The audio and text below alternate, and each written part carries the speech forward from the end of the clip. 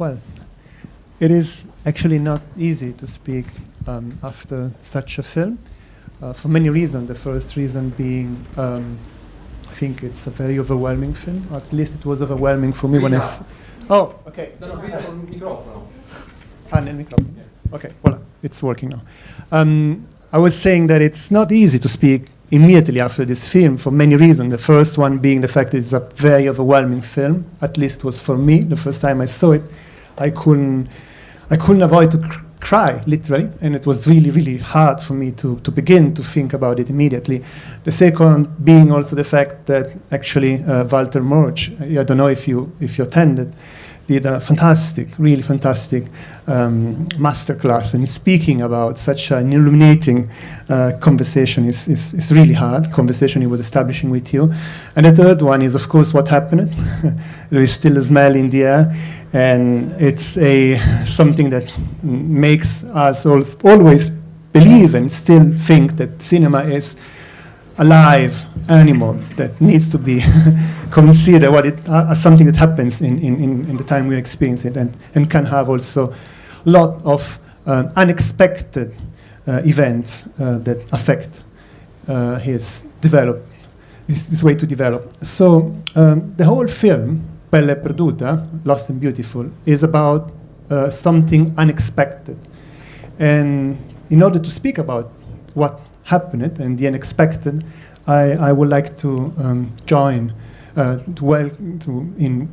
in welcoming Pietro Marcello and Sara Fgaier, that will be speaking about the film with you. Not really sure if it works.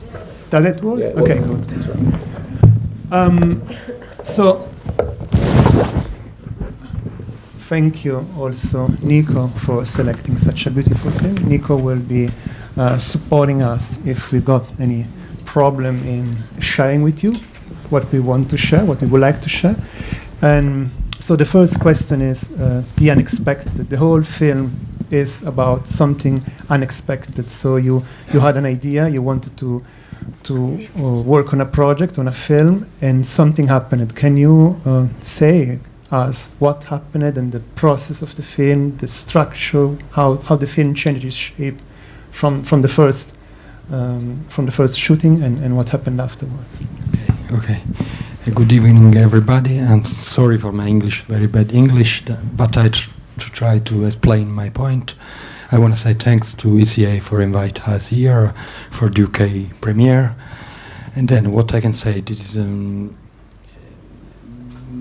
the movie Bella e Perduta. The first idea was to make a trip in Italy, around Italy, to tell my country. But the first idea was to shoot in Campania. It's this region south of Italy. I come from Campania. And then we start to shoot in near Naples. This area is near Naples. And then we met the shepherd, Tommaso Cestrone, alias everybody know him in that area as the Angel of Carditello, just because he was the custode, I don't know in English, custode. Yeah, he basically was the caretaker of the place of the palace. Yeah. But the first idea was to make this trip in Italy, but we lost Tommaso on the Christmas of era il 2013, no? Mm-hmm. Yeah, 2013. Of 3 years ago. Yeah, it was 3 years ago, and that's for this reason we carry on the movie on the fairy tale with the mask of Pulcinella. So. To try to resume also, you started shooting the shepherd who was looking after, taking care of this wonderful place that is based in an area that is called the Land of Fire, and you might explain us the reason why it's called the Land of Fire afterwards. And what happened is that you couldn't continue your project because he died unexpectedly. And you decided to insert the figure, the mask, the black and white mask of the Pulcinella, the punch it's kind of called. And the second question is why you decided to choose this precise figure and the way you intend this figure, which is for us not necessarily knowing well the history of La Commedia dell'arte, it's a figure that you will associate to the Carnival, you will associate to the city of Napoli, but you took out, you consider another route, another history of that character. So, and it's very important. You decided to explain. Yeah. Because when we lost Tommaso, only when we lost Tommaso, there was also only Sarchiapone on the, come si può dire, che era orfano. And basically, the buffalo had no father. Tommaso became his father, and then the buffalo lost his father as well because of the death of Tommaso, the shepherd. And our idea with the scriptwriter was to carry on the movie. The reason to carry on the movie was just because we are producer too of the movie with Sara from Avventurosa. Is an independent movie. For this reason, we carry on the movie, and then the idea was to carry on the movie with this fairy tale idea to basically their idea was to travel around Italy, the Italian province, and after the death of Tommaso, they decided to carry on with what want to do, but to inject an element of fantastical fiction. So, yeah. And the idea was to use the mask of Pulcinella, but Pulcinella, normally many people know Pulcinella by the comedy of arts, but in a Napolitan tradition, he became from the Etruschi. I don't know for explaining. He comes from ancient Rome, and thousands and goes back thousands and thousands of years. In our tradition, is a sort of Caronte, Pulcinella, and is a point of connection. And is un mediatore. Is a mediator between the life and the died. Absolutely, yeah. It's a point of connection between the world of the dead people and the world of. And for us, it was very important to have this mask for carry on. Yeah, and yeah. Anyway, sorry for my English, but maybe somebody can translate. It's perfect, and it's black and white character, as you say. It's a mask. It's also considered something like in between, literally, because it's in between an animal and a man. It's between a man and a woman. It's in between genders. There are reasons, and a really good reason why I decided to add this layer that, of course, inserted an important part of fiction. But there is something also very interesting on the point of view of the language. You decided to shoot on film, which is pretty unusual, and I wanted to know why and what kind of film, and yes, and particularly the reason you. Yeah, the movie is shot in Super 16 with very stock, very old stock, expired, but it's not dogma for me just because I grew up with digital camera, but. I discovered the film maybe 5 years ago, and then I like it to shoot in film because it's completely different than digital, but I am not against the digital. Anyway, I can shoot my next movie maybe in digital, but my wish was to shoot Belle Perduta in film. One of the obvious reasons might be you don't know what comes out when you shoot with expired materials. The other one might be the fact that you need to take your time, obviously, which is a different sense of time, and you have a background of fine arts, so you have a background of painting, so you might need another register of time. But also probably you wanted to suggest something that it's not necessarily there in time. It's not now. It's not happening now. Even though it happens now, it might be associated to the past in some ways, or could be associated to the past, and therefore the lay of the tale. How did you work on combining all the materials? There's also a question for the editor. And how did you work on sound, on music, which is so strong and so important? You got electronic music, you got the presence of the voice, and so how did you combine the whole material in editing?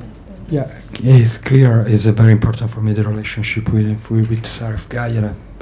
We used to editing all movies together, and then it's a very important relationship between the writer, the script writer, and the editor, because normally they work together.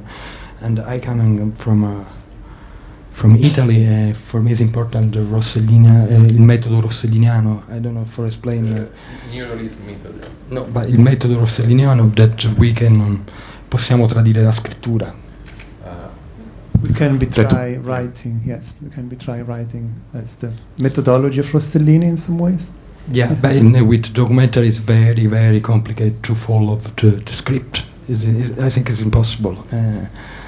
And then we don't need big script when we start with this kind of movies. Sì.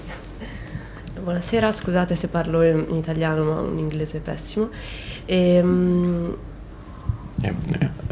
Sara is just excusing her English, so she prefers to speak Italian, which is fine. Diciamo che quello che è stato un po' il tentativo in questo film, l'obiettivo era quello di cercare un equilibrio tra i vari linguaggi anche del film e il fatto di aver utilizzato da una parte il documentario, la finzione, l'inchiesta, la fiaba. Basically what we tried to do with this film was to try to strike a balance between different cinematic languages. So we were trying to find a balance between documentary fiction, documentary journalism and investigative documentary. Diciamo quello che c'è stato di molto particolare è stata la modalità di lavoro che si è creata nel film, nel senso che, come tutti gli altri film di Pietro, in cui lui gira, fa le riprese e poi si va a montare per poi tornare sul set e ritornare a montare. Basically, what happened, and she's referring of course to the dramatic accident that happened to the shepherd Tommaso, kind of affected the usual journey that Pietro takes every time that he works on a film, which is shooting, going back to the editing room, shooting and going back to the editing room. And this was affected by, of course, Tommaso death. E in questo caso c'è stata anche una scrittura, una sceneggiatura, però appunto basando poi il suo metodo di lavoro proprio sull'imprevisto si è partiti di fatto da un semplice canovaccio e poi si è lavorato molto sull'improvvisazione con gli attori. So basically, because of what happened, we had a script in place, but we used the script just in a very little way, but everything was pretty much improvised. Anche perché tanti attori in realtà erano non professionisti e diciamo si rispondeva poi anche molto agli stimoli ambientali, a quello che nasceva anche dalle situazioni. The actors, the majority of the actors that you can see on the screen were not professionals. E diciamo poi il lavoro che c'è stato è stato un continuo confronto tra Maurizio Braucci, lo sceneggiatore, Pietro e me al montaggio, in cui accadeva di girare, montare per poi magari ritornare al testo scritto e ritornare a girare, quindi è una scrittura aperta è stata. So basically was really a laboratory, a combination of the work of the screenwriter Maurizio Braucci, Sara, the filmmaker, and Pietro. So they were shooting, then analyzing the material, the footage that they were shooting, and perhaps going back to the bare script that they had, and then back to shooting again. And this was an ongoing process that went on all along the shooting. Quindi sì, diciamo un lavoro aperto al mondo che diciamo c'è stata anche la possibilità di cambiare rotta sia per gli eventi che sono accaduti necessariamente, ma anche di lasciarci suggerire proprio dal film stesso delle direzioni da prendere. So basically we felt that the story at a certain point manifested itself, told us what was needed to be told, rather than us telling the story. So the story came to us and we were happy to embrace it. Which is a very beautiful bridge to what Walter Murch was saying at the end of his talk, of film being a collaborative act, a collaborative, ongoing conversation with all his participants and different, let's say, figure involved. And this is a very peculiar kind of essay film. You decided, usually in the essay film, you've got the voice of the filmmaker, the voiceover of the filmmaker, or the voiceover of someone who is keen to tell us an history, but you decided to move the voiceover to the animal. Why? Why not yours? Why not some other? And why you decided to? In my case, my voice was not so good for this movie. You know, just the reason because we choose Elio Germano for the voice. Was not so easy to find. Ti ho chiesto perché hai voluto dare una voce al bufalo.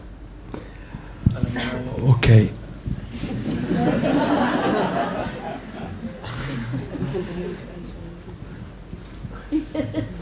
I don't know, but maybe because for me it was important to have to try to give the voice to the buffalo, just because for tell his story, because Sarchiapone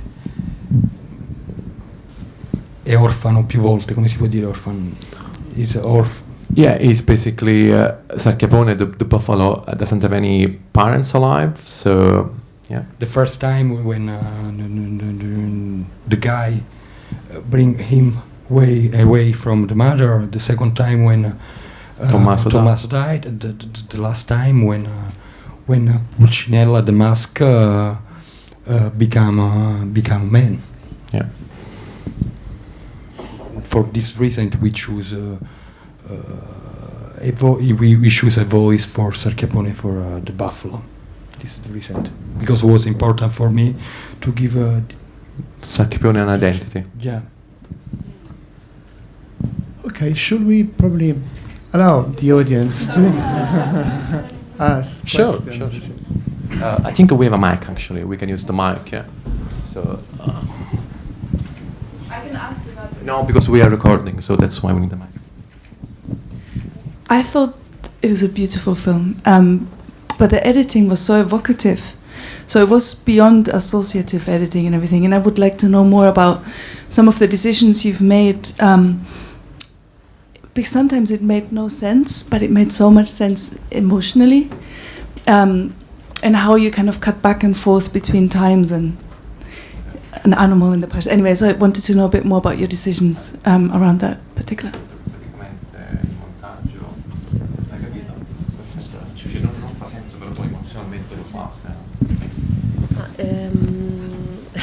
Grazie intanto. Diciamo che in generale il lavoro con Pietro, io ho montato tutti i suoi film, è molto stimolante dal punto di vista del montaggio, nel senso che la sua modalità di lavoro è quella di partire quasi da subito a lavorare in fase di montaggio, cioè con l'inizio del film. Quindi c'è un tempo lungo anche dedicato a questa fase. Diventa la fase proprio di scrittura vera e propria del film, in cui nasce il film. Sì. I worked on all Pietro's films. I caught all Pietro's films, and the methodology for us is to start editing the film straight away.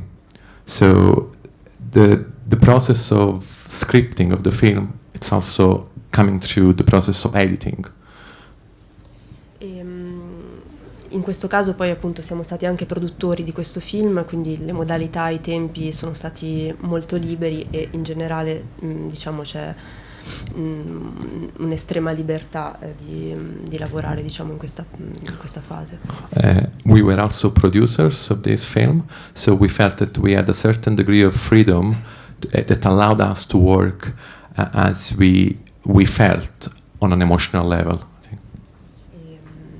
E quindi anche diciamo insieme a Pietro anche mi ha sempre lasciato comunque autonomia e spazio, no, per poter provare anche appunto a combinare questi materiali e poi a sperimentare insieme la possibilità di mescolare anche questi linguaggi, che poi è la caratteristica del film che lo rende unico e sicuramente irripetibile come progetto. And I had total freedom thanks to Pietro. I was able to mix up genres and cinematic languages.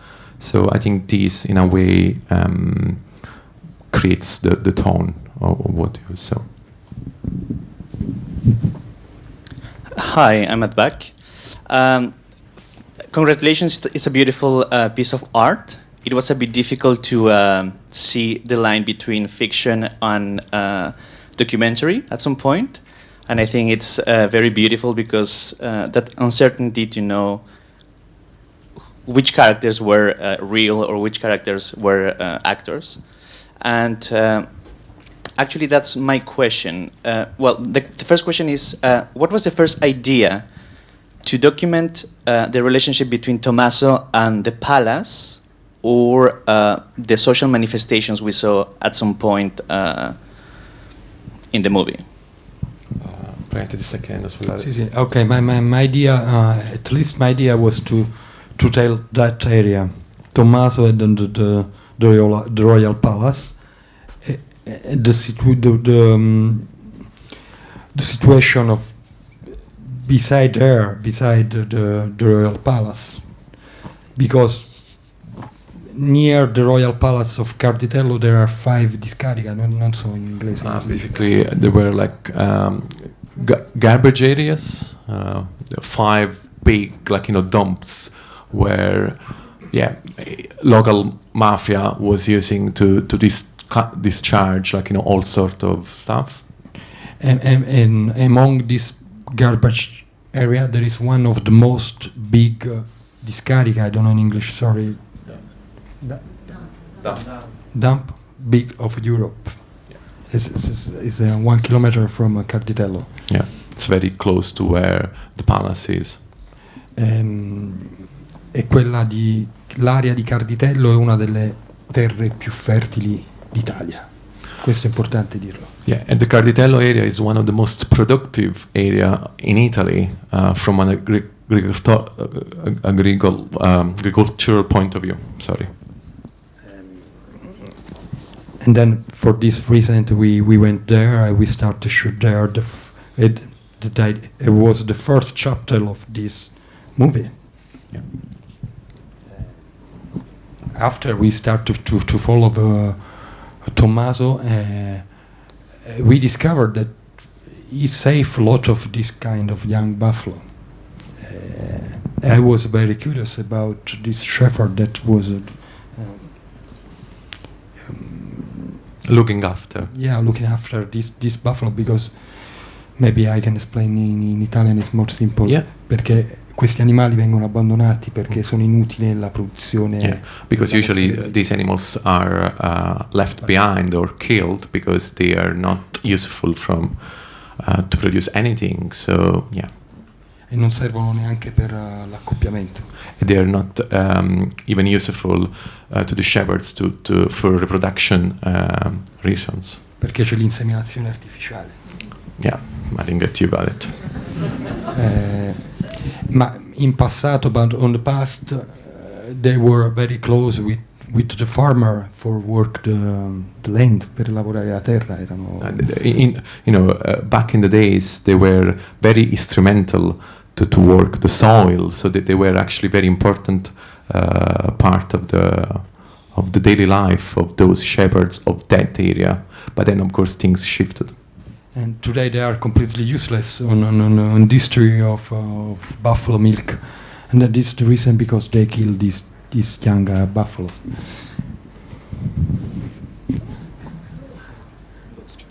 Hello.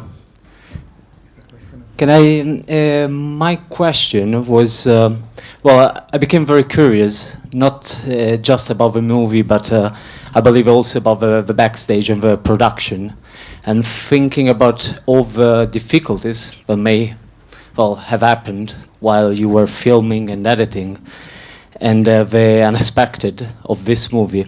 I was wondering, was it possible, and if it was, how was possible to maintain harmony and a good vibe within the whole team and within the production when so many things were keep changing and changing all the time until probably the movie was finished?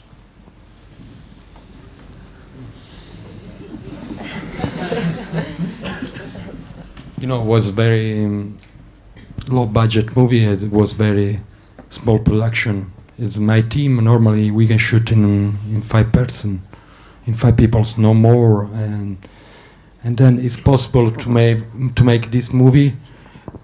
For me, it's better to have not so much money, but to have under control the movie. And then, to have under control the movie, the best way is to have very not big troop, not big crew, but the best people beside me. And for me, it's enough in some time to have not more than 5-6 person. Anyway, was a bit hard for us because the movie was shot in film 16. I'm a cameraman to a DOP too. Yeah. Then there was assistant, the sound, my assistant, and one for production. Then sometime there are some scenes that maybe we were more, maybe 10, 11, but no more than 11. 12. Yeah. Not more. I don't remember. But normally, very. Definitely not an Hollywood production. But particularly, you were able to control the possibility of the failure of the disaster. So because of the small team as well. But for me, it's normal to improvise my movie, my own situation. It's daily life for me. It's part of your methodology. Yeah, I need to ho bisogno dell'imprevisto. I need to work with these sort of elements in order to create something. I think there is another question. Yeah, there's a question. Yeah, one of them, the question that Pietro always say that being a documentary filmmaker means also dealing with the unexpected constantly. So you're trained to face the unexpected. From a political point of view, I think 1/3 of your film probably is more documentary and 2/3 is fictional. So the fictional part is much larger, but it's like I perceived it more as a documentary. So the people who helped you to make the film, were they happy to participate in the movie? Did they understand that it's probably also a political movie? And how was it perceived in Naples? Do people discuss it? Praticamente, sebbene l'elemento di finzione è predominante, ma per lei il film è chiaramente un documentario ed un documentario politico. Come quelli che hanno lavorato con voi e le persone a Napoli hanno reagito a questo film? L'hanno preso come un film di finzione, come un film documentario, investigativo? Allora, questo è un film fatto per i cittadini. This movie was actually made for the citizens of Naples, of that area. Un film politico, sì, forse anche un film politico. Yes, maybe it's also a political film. Ma un film di sentimento. But it's a film made out of feelings. È un film che ha un'anima. It's a film with a soul. È un film imperfetto con un'anima. It's a flawed film, but with a soul. E quello che importa in un film è che ci sia un'anima. And I believe that what's more important in a film is that you have a soul. Non per un nostro merito, bensì per il paesaggio e l'umanità che raccontiamo. This is not because of our merits or our credits, it's just because of the landscape and the people that were involved in that film. E per noi era importante raccontare questa storia perché racconta la nostra terra. For us it was very important to tell this story because it's the story of our land, of the place where we live. There was another question there, I think. Thank you. Congratulations. Some absolutely striking images and fantastic sense of the film. Did Tommaso have a family? And if so, were they involved in the decision to have him in the film after his death? And my second question, was it always the same buffalo you followed through? Or is the...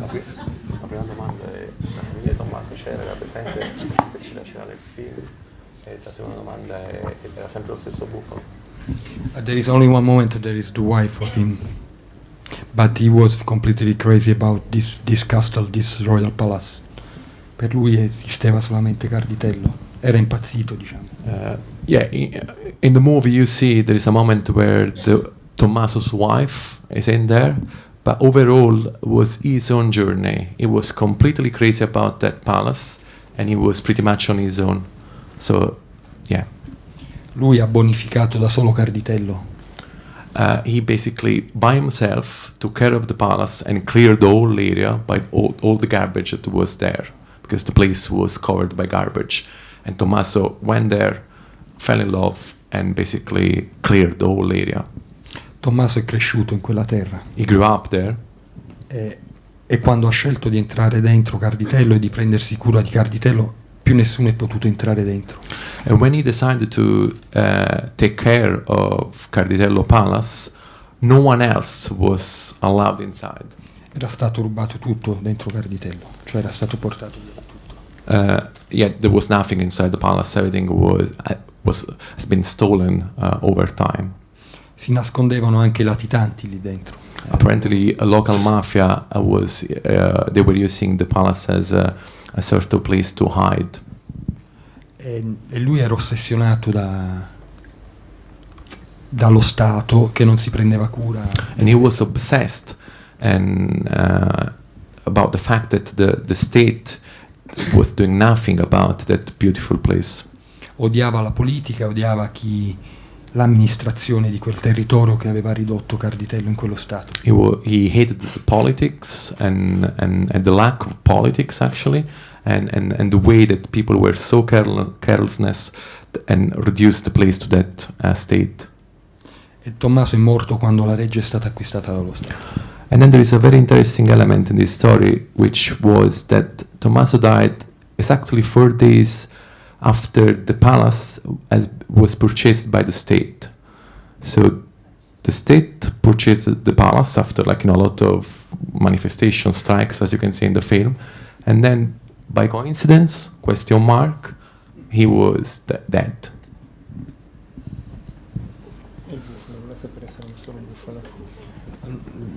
Il bufalo, il primo no, il secondo sì, è sempre lo stesso. The second one is always the same one.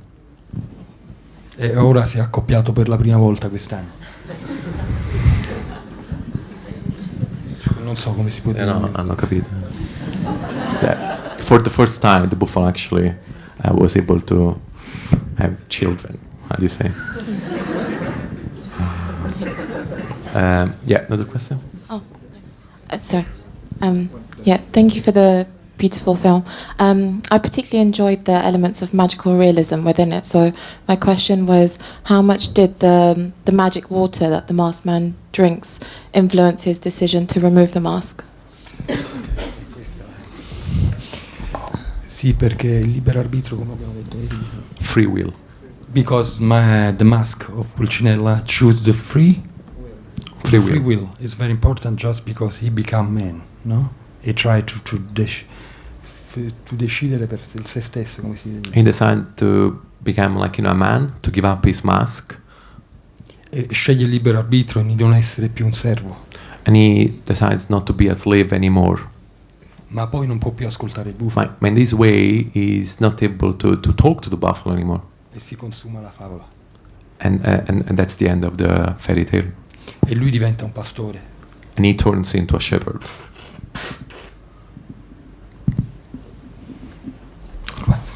I've got the mic. Hello. I love the framings very much. They're very poetic, and I think they're the strongest element in the film. Yet I have a question exactly related to that, which is, so after the tragedy that happened to your protagonist, did you kind of feel more obsessed during the shoots with the control over the framing of the images, as in a means of controlling the narrative? And is there causality between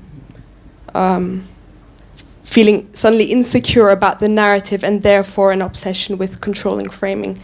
And I feel at the end you probably got what you wanted, but did that confuse you in the edit?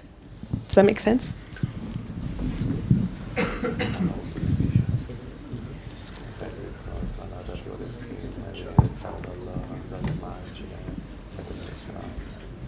Era sempre un imprevisto, cioè nel senso, quello che ottieni poi perdi.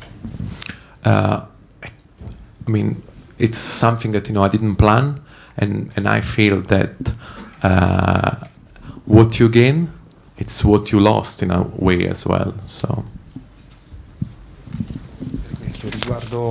Riguardo alla narrativa, spesso decidevamo di fare le cose, ma non era possibile realizzarle. So, in terms of narrative, sometimes we wanted to do something, but that was not possible technically or from a cinematic language point of view. E ne nascevano altre perché. But in this way, because of this, other things were coming along. Anche perché spesso avevamo un problema della sensibilità della pellicola, che si consumavano le giornate, non potevamo girare e dovevamo trovare altre situazioni, altre location. Yeah, and we had a problem with the fact that we were shooting on expired 16mm print, so sometimes a certain light was affecting the shooting, certain technical difficulties were affecting the shooting and therefore the narrative, because as I said, our narrative was something that was cropping up every day, possibly. E con i nostri attori non professionisti era impossibile lavorare con uno script. And because we decided to work with non-professional actors, we couldn't really work with a script, and therefore with a straightforward narrative.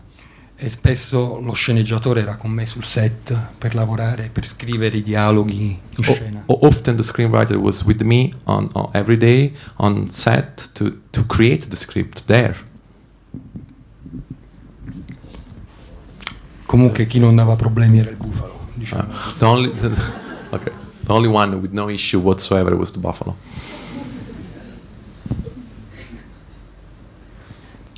Hi, thank you for your work. I'm here for your work for showing us your work this evening. I want to ask you a question. You referred to the context that the film was made in, and that you made it for the citizens of Naples. The situation that you describe and the film describes at Carditello is one that you find all over Italy. In every single region, you have monuments of massive cultural importance that have been abandoned by the state. How has your film been received by representatives of the state in Italy?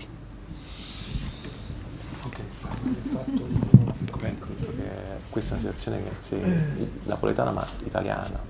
Ok, allora innanzitutto dalle istituzioni come è stato accolto. È un film non politico, cioè nel senso non ha supporti politici, è un film. This film was not funded by any political institution. Io ho un'attitudine libertaria, anche chi lavora con me, per questo non abbiamo partiti, raccontiamo quello che vogliamo. I don't belong to any party and I want to tell the stories that I believe in, and for this I'm happy not to take any money from anyone, because I don't want to be limited in my artistic choices. Riguardo ai monumenti, gli italiani sono cinici, anche perché Italian institutions are very cynical. No, italiani proprio. Italian citizens in general. I was trying to perché probabilmente perché siamo così ricchi di opere d'arte, di cultura, di storia, di stratificazioni. Because we are so rich of art and that, yeah. E tutta questa bellezza ci ha reso così cinici. All this beauty perhaps made us so cynical. Ma questo non oggi This is not something that da sempre. It's not today, but it's something that's going on for years now. Di atavico, e Carditello in qualsiasi altra parte d'Europa diventava patrimonio dell'UNESCO. And this is something that it's rooted in who we are right now as Italians, and because in my opinion a place like Carditello in any other place in the world would be UNESCO heritage site. Il film inizia con una pittura, dopo il prologo di Pulcinella, una pittura di Hackert, che è il bufalo raffigurato. The film started with a painting by Hackert. Sì. E all'interno di Carditello ci sono le pitture, gli affreschi di Hackert che raccontano di quel paesaggio. And basically scattered all over the Carditello Palace you can find affrescos of Hackert.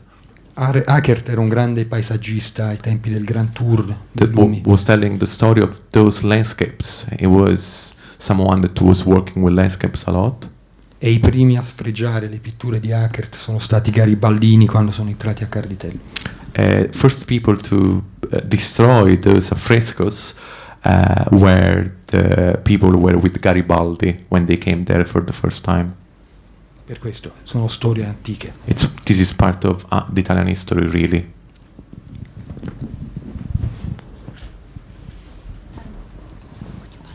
We will come to you. Thank you. Sorry, you said it was a political film in some ways. So I wanted to just ask if you could elaborate a little bit on some of the greater political themes that were there. You know, we talk about mafia, but also I noticed later in the film the other shepherd was digging into some kind of underground kind of Roman things, and that, you know, I just wanted to kind of also see it. I mean, I'm not Italian, I'm Russian, and we have this concept of the superfluous man that kind of followed Tsarism, and you know, you know, you have the superfluous buffalo who's a male buffalo. You have maybe some of these superfluous figures in the countryside who have no more work, and the fields are dying. So, and possibly the South itself is in many ways this journey north. So I wanted to ask a little bit about, yeah, some of this kind of the politics that feeds through in that.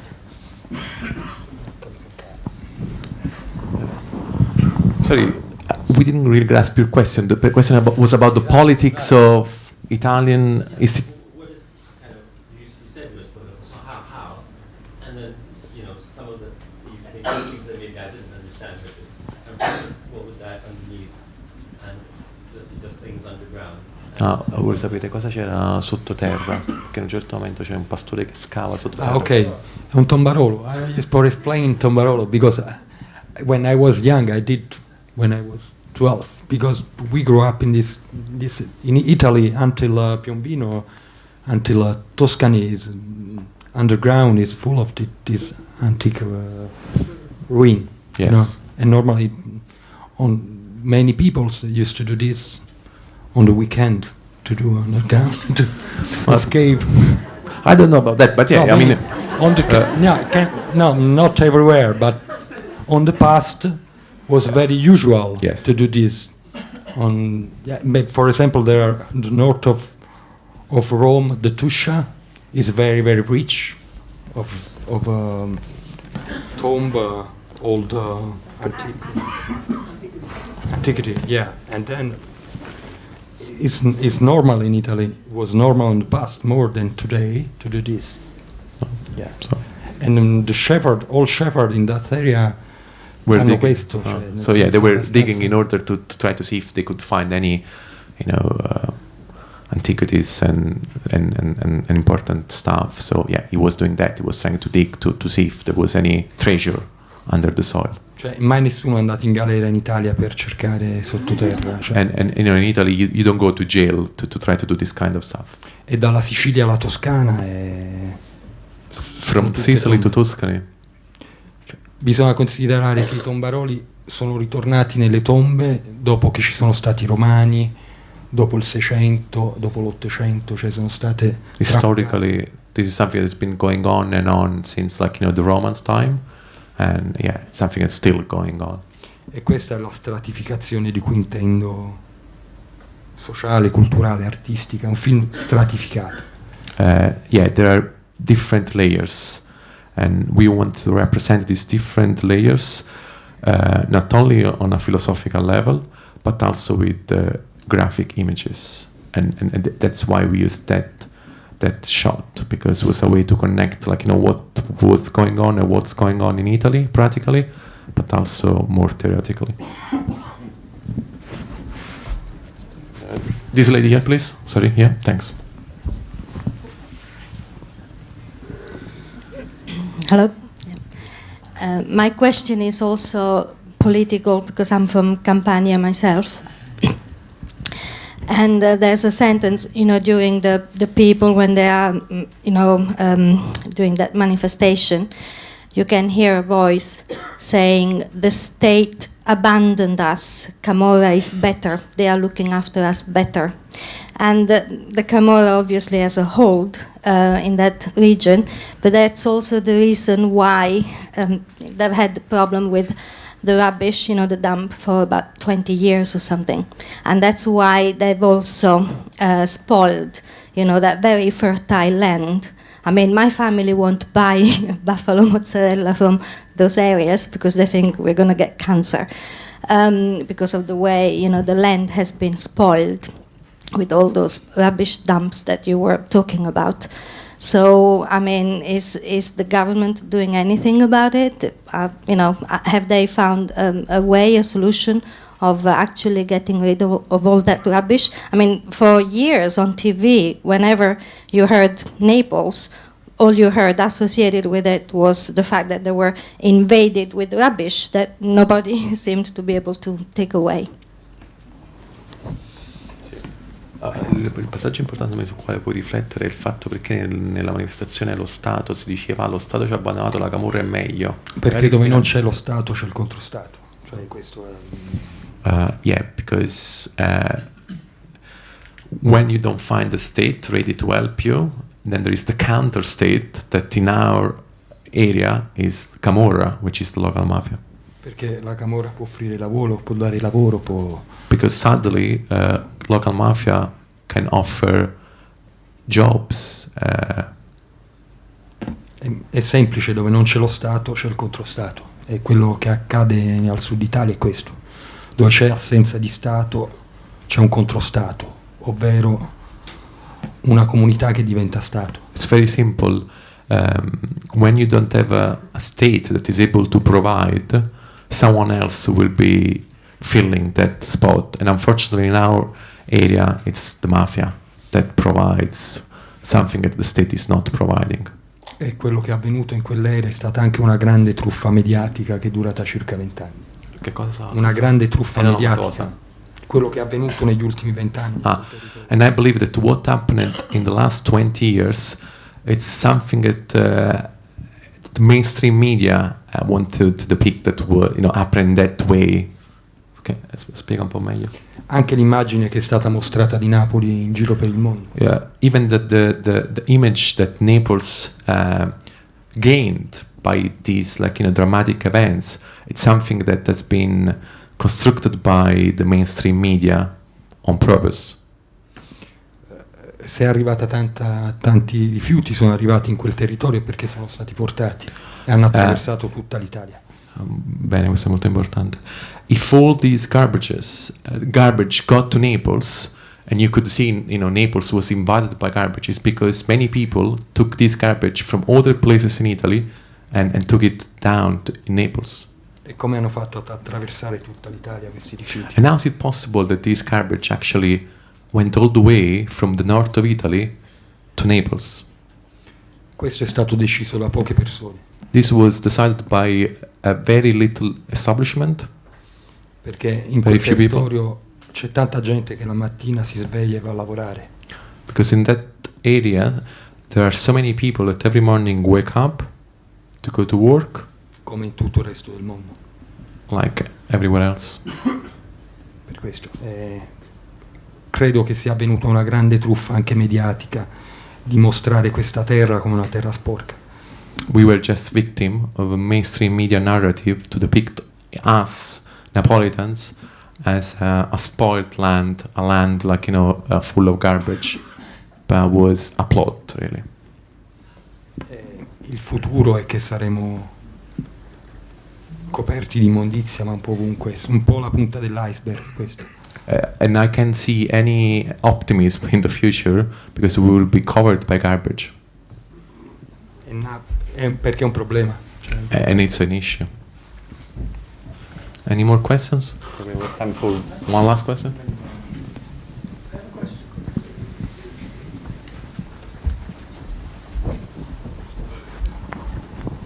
Hi, thanks for this film and this last. My question is about your relationship with the actors. It sounds to me that it looks very nice. Your relationship very direct, and it seems that you spend some time to talk to them. Can you go through your methodology? Yeah, for us it was impossible to find a professional actor also for Pulcinella, just because it was very, very complicated to find an actor to bring with him the buffalo, to query the buffalo. And then we choose this, our friend is my friend by a long time, e lui è un fabbro nella vita. He's a fabber. He works with the copper and...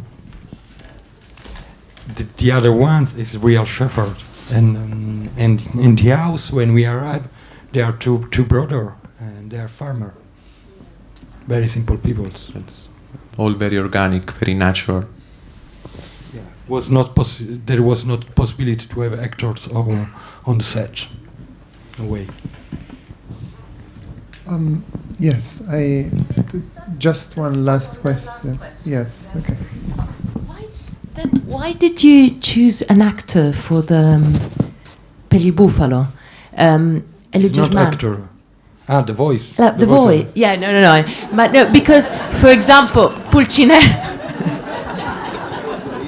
It was a great costume, but Pulcinella per me.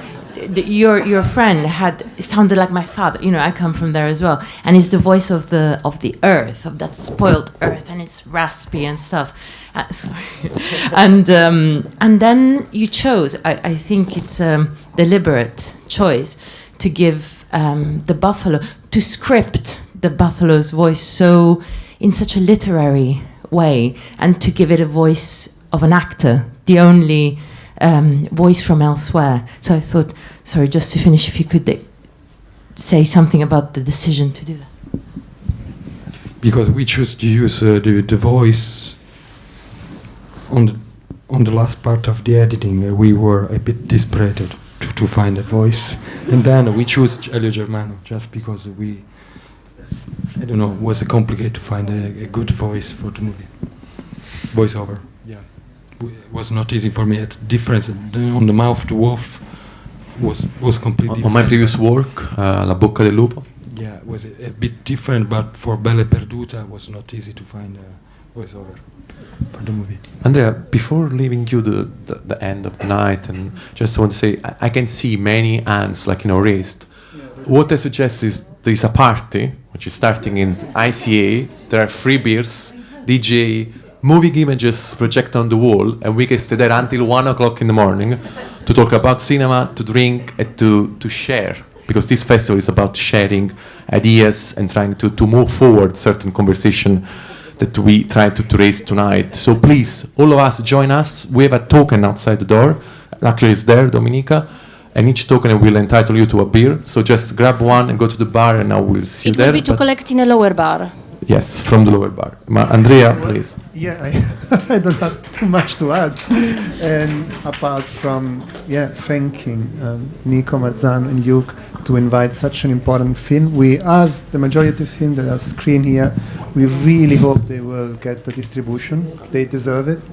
And of course, thank you, Sara. Thank you, Pietro, for joining us and for making this film. And we didn't speak about the future, but we know already that with your production company, you are working on films of other important filmmakers, but as well also on a film on yours. That's it. If you want to discover more, you can speak in the bar during the party. Thank you.